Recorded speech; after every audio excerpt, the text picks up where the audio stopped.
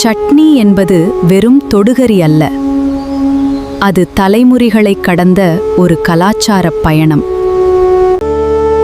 தென்னிந்தியாவின் 2 மாநிலங்கள், 2 வெவ்வேறு சட்னி மரபுகள். வணக்கம், நான் உங்கள் அன்னபூரணி பாட்டி. இன்று எள்ளு சட்னி மற்றும் சட்னி பொடியின் கதையை பார்ப்போம்.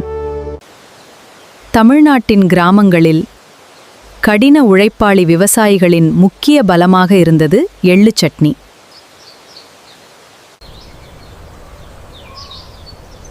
எள்ளிலுள்ள இயற்கையான எண்ணெயும் சத்துக்களும் வயல்வெளியில் வேலை செய்பவர்களுக்கு நீண்ட நேர சக்தியை தந்தது.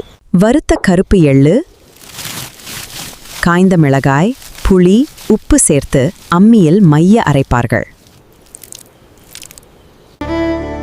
மறுபுறம் கர்நாடகாவில் நீண்ட தூர பயணங்களை எளிதாக்க உருவாக்கப்பட்ட உணவுதான் சட்னி பொடி.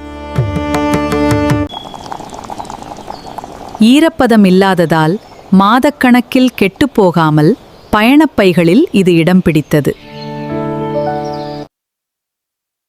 சுடும் இட்லி அல்லது தோசையின் மீது பொடியை தூவி தூய நெய் ஊற்றி சாப்பிடும் சுகமே தனி.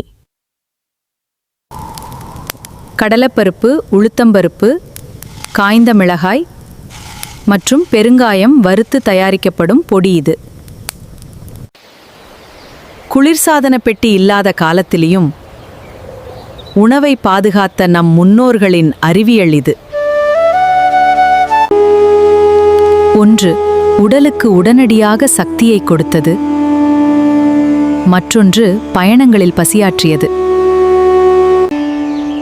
2 மாநிலங்களின் சுவையும் வேறுபடும். ஆனால் இரண்டிற்கும் பின்னால் இருக்கும் பாரம்பரியம் சமமாகவே மதிப்பிற்குரியது. இந்த சிறிய உணவு வகைகளில்தான் இந்தியாவின் உண்மையான சமையற்கலை ரகசியம் அடங்கியுள்ளது. நம் பாட்டிகள் கற்றுக் கொடுத்த இந்த பொக்கிஷங்களை நாம் என்றும் மறக்கக்கூடாது. எல்லைகளை தாண்டி பயணம் செய்த இந்த சட்னிகள் என்றும் நம் நினைவுகளில் வாழும். நம் நாட்டின் ஒவ்வொரு சுவையும் ஒரு வரலாறு. அதை பாதுகாப்பதே நமது பெருமை. மீண்டும் ஒரு நல்ல கதையோடு வருகிறேன். ஸ்பைஸ் ரூட் கேன்வாஸுடன் இணைந்திருங்கள். அன்புடன் உங்கள் அன்னபூரணி பாட்டி. வணக்கம்.